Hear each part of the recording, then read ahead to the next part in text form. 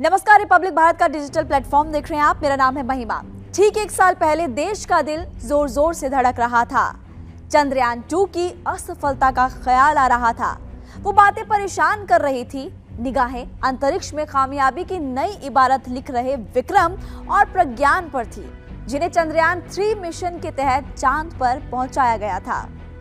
22 अगस्त की शाम से ही अगले दिन का इंतजार था।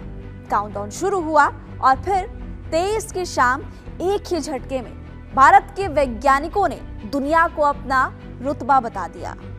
23 अगस्त 2023 को भारत चंद्रयान 3 मिशन के जरिए चांद पर सॉफ्ट लैंडिंग करने वाला चौथा देश बना और चांद के दक्षिण ध्रुव तक पहुंचने वाला पहला।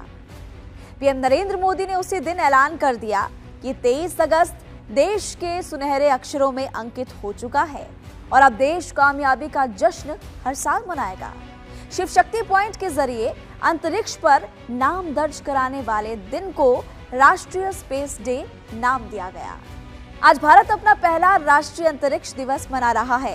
ये दिन देश के अंतरिक्ष अन्वेषण इतिहास में एक महत्वपूर्ण मील का पत्थर साबित हुआ है। आयोजन का उद्देश्य अंतरिक्ष विज्ञान और प्रौद्योगिकी के क्षेत्र में युवा पीढ़ी को प्रेरित करना और उन्हें इन्वॉल्व करना है। इस बार का विषय भी भावनाओं को छूता ही है। इस वर्ष के समारोह का विषय है चंद्रमा को छूते हुए जीवन को छूना, भारत की अंतरिक्ष गाथा। ये समाज और प्रौद्योगिकी पर अंतरिक्ष अन्वेषण के गहरे प्रभाव को भी दर्शाता है। चंद्रयान 1 की भी दिलाता है याद। ये विषय भारत के अंतरिक्ष कार्यक्रम की उपलब्धियों और देश के विकास में इसके योगदान को स्वीकार करने का एक शानदार तरीका है। ये चंद्रयान 1 की भी याद दिलाता है, जिसने 2008 में चंद्रमा की सतह पर सफलतापूर्वक अपने कदम रखे थे।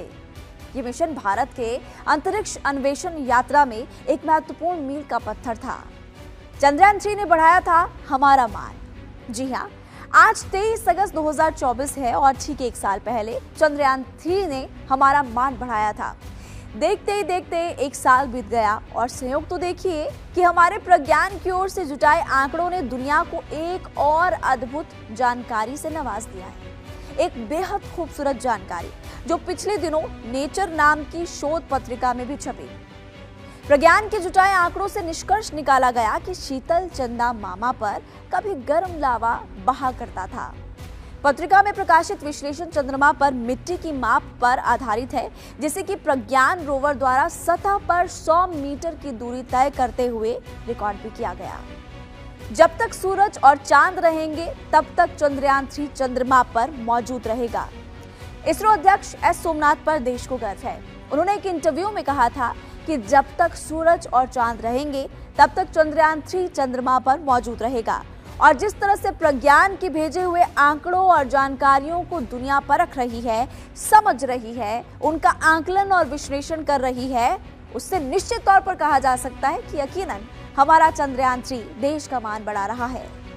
तो आज की इस वीडियो में फिलहाल इतना ही। इस तरह की वीडियोस के लिए आप रिपब्लिक भारत के डिजिटल प्लेटफॉर्म को फॉलो करते रहिए।